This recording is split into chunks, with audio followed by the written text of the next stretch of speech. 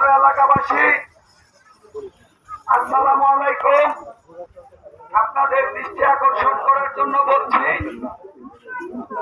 শেখ হাসিনা পালিয়ে যাবার পর দেশে যে পুলিশ প্রশাসনগুলো ছিল তারা কর্মবিরতি দেওয়ার কারণে কিছু স্বার্থন্বেষী মহল এই মুহূর্তে তাদের স্বার্থ হাসিল করার জন্য বিভিন্ন জায়গায় বিভিন্ন ধরনের অপকর্ম করার চেষ্টা করছে।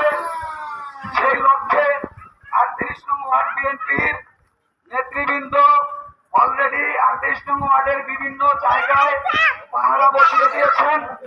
যদি কোথাও কোনো ধরনের বিশৃঙ্খলা দেখেন 38 নং ওয়ার্ড বিএনপির নেতৃবৃন্দদের জানাবেন। আপনারা যদি আমাদের অবগত করেন, সেইটা আপনাদেরকে পাশে নিয়ে আমরা শক্ত হাতে দমন করার চেষ্টা করব। আর কিছু স্বার্থন্বেষী মহল